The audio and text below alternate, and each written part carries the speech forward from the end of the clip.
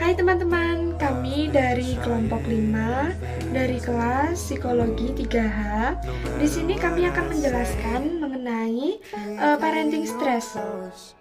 Anggota kami berjumlah 8. Nah, yang pertama ada Istiqomah Ayu Rahyun dengan NIM akhir 395, yang kedua ada Windari Gita Cayani dengan NIM akhir 406, yang ketiga ada Faira Zamilovi dengan NIM akhir 417, yang keempat ada Meidriana Tiara Fanani dengan NIM akhir 419, yang kelima ada Muhammad Aditya dengan NIM 423, yang keenam ada Izatul Ulia dengan NIM 435, yang ketujuh ada Saskia Aprilia dengan NIM 439, yang ke-8 ada Rizky Sela Nuridaya dengan NIM 442.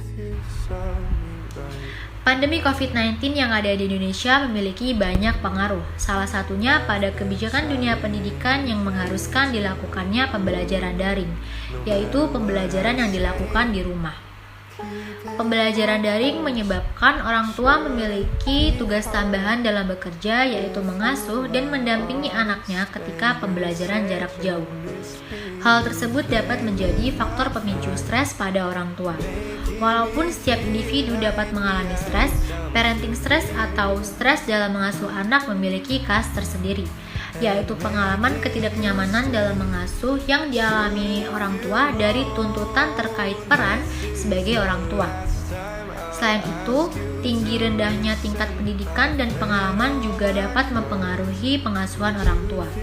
Sebuah penelitian menyebutkan bahwa orang tua yang kurang membaca dan kurang mencari informasi akan memiliki pengetahuan yang kurang daripada orang tua yang sering membaca dan juga sering mencari informasi, di mana hal tersebut menjadi salah satu penyebab ada tidaknya parenting stress di masa pandemi COVID-19. Ada beberapa kasus atau penelitian yang menunjukkan bahwa orang tua mengalami stres di masa pandemi COVID. Survei yang dilakukan oleh DAIY dan Impact of COVID-19 pada bulan Mei sampai Juli tahun 2020 menunjukkan bahwa pada 4 minggu pertama sebanyak 83,3% orang tua mengalami stres, dan 4 minggu terakhir sebanyak 95,1% orang tua mengalami stres. Hal ini menunjukkan bahwa terdapat dampak yang signifikan terhadap kesehatan mental orang tua dan anak di masa pandemi COVID yang disebabkan dengan berbagai kendala seperti kurangnya pemahaman materi, kesulitan dalam menumbuhkan minat belajar anak, kurangnya waktu, emosi orang tua yang kurang sabar, dan kesulitan dalam mengoperasikan gadget. Selain itu, ada berbagai kendala yang disebabkan oleh faktor emosi yang tidak stabil, terbatasnya waktu, kurangnya pemahaman, atau kecakapan dan tatanan ekonomi yang sulit. Dari berbagai macam kasus dan penelitian yang telah disebutkan menunjukkan bahwa pandemi COVID ini memiliki dampak yang besar pada orang tua, terutama dalam cara orang tua mengajari anak di dalam rumah. Memasuki definisi stres. Stres sendiri adalah kondisi yang dihasilkan ketika interaksi seseorang dengan lingkungannya terdapat ketidaksesuaian antara tuntutan situasi dengan kemampuan fisiologis, psikologis, dan sosial yang menyebabkan tidak nyaman karena adanya perubahan.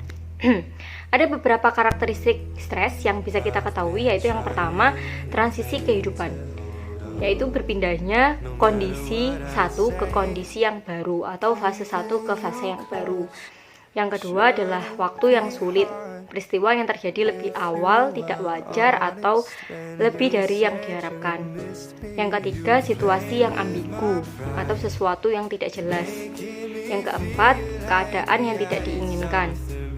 Dan yang terakhir, kemampuan kontrol yang rendah atau keadaan di luar kendali perilaku dan kognitif seseorang. Jadi beberapa karakter tersebut sangatlah wajar dan sangatlah manusiawi jika stres terjadi di kehidupan sehari-hari.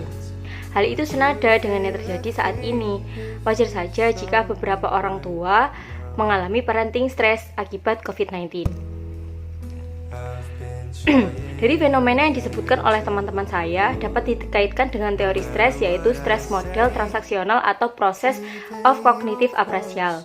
Teori ini menerangkan bahwasanya stres terjadi dari hasil penilaian atau evaluasi seseorang terhadap lingkungannya. Dewe et al. 2012. Kejadian atau situasi tersebut dinilai melebihi kemampuan pikiran atau tubuhnya. Keadaan dinilai sebagai stres jika melibatkan proses penilaian kognitif yang terdiri dari dua penilaian. Yang pertama, penilaian primer, yaitu penilaian yang berfokus pada apakah tuntutan mengancam kesehatan. Dan yang kedua, penilaian sekunder, yaitu penilaian mengenai kemampuan sumber daya atau kemampuan yang tersedia untuk memenuhi kebutuhan atau tuntutan. Kita dapat melihat apakah sesuatu dinilai stres dapat dipengaruhi oleh faktor internal dan faktor eksternal. Faktor internal yang membuat seseorang semakin stres tergantung pada intelektual, motivasi, karakteristik kepribadian, harga diri, dan keyakinan. Faktor eksternal menganggap peristiwa cenderung dinilai sebagai stres jika melibatkan tuntutan yang kuat, tidak terkendali, tidak diinginkan terjadinya transisi kehidupan yang tidak diduga sebelumnya. Maka dari itu, terdapat perbedaan antara individu satu dengan yang lainnya dalam reaksi atau penghayatan dan tingkat toleransi terhadap stres. Aspek-aspek parenting stres menurut Abidin dalam Muhammad dan kawan-kawan pada tahun 2020, ia menjelaskan mengenai dua aspek. Yang pertama, ada the parenting stress dalam parenting stress, yaitu pengalaman stres orang tua dalam pengasuhan anak, serta perasaan personal yang timbul setelah adanya kehadiran anak. Indikator tersebut meliputi feeling of competence, yaitu kurangnya pengetahuan dan kapasitas orang tua dalam mengasuh anak. Yang kedua, ada social isolation, yaitu orang tua merasa terisolasi secara sosial dan kurangnya dukungan sehingga meningkatkan kemungkinan tidak berfungsinya pengasuhan. Yang ketiga, ada restriction imposed by parent role, yaitu orang tua melihat bahwa dirinya sebagai hal yang dikendalikan oleh kebutuhan dan tuntutan anak-anak mereka. Yang keempat, ada relationship with spouse, yaitu adanya konflik antar hubungan orang tua yang menjadi sumber utama stres. Aspek kedua, ada the difficult child. Di sana digambarkan oleh perilaku anak yang terkadang menyulitkan proses pengasuhan. Indikator tersebut meliputi child adaptability, yaitu ketidakmampuan seorang anak untuk beradaptasi dengan perubahan fisik dan lingkungan, serta keterlambatan dalam belajar. Yang kedua, ada child demand, yaitu anak-anak menuntut lebih pada orang tua dalam bentuk perhatian dan bantuan.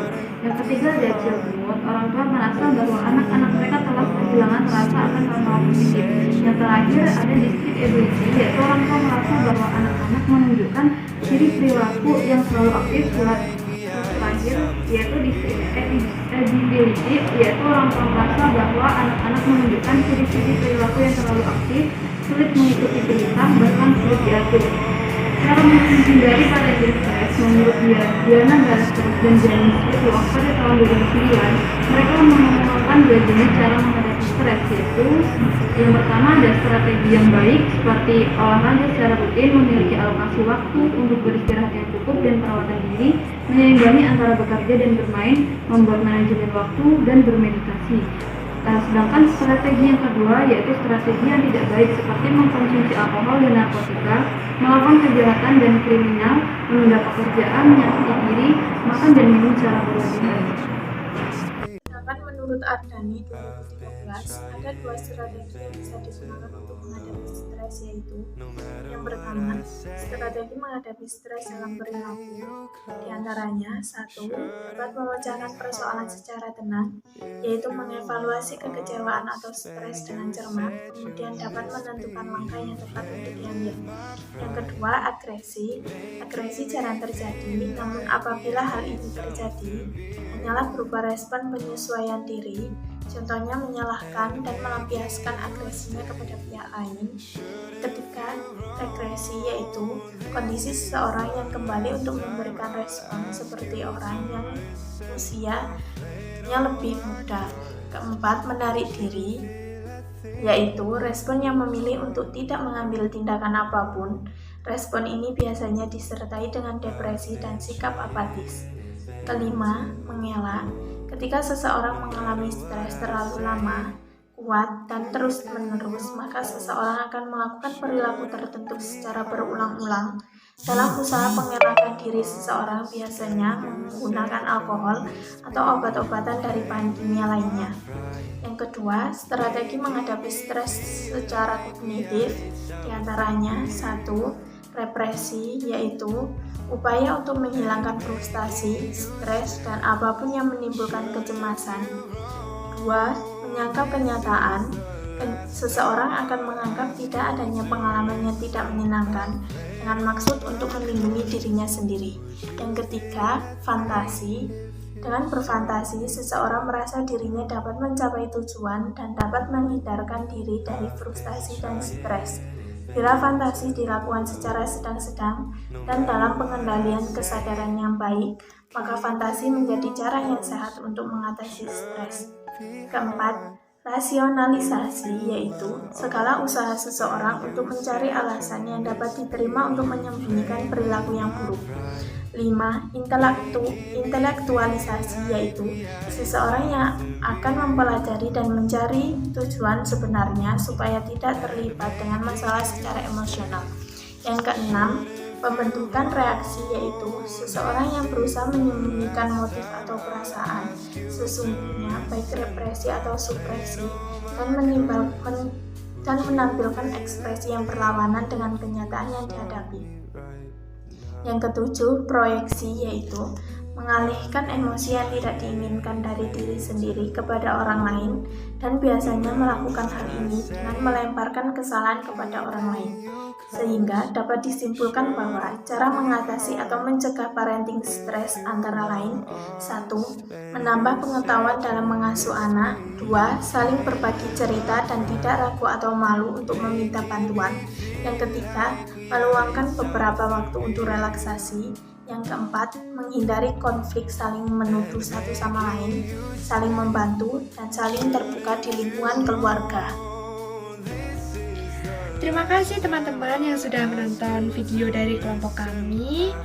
Dadah, see you!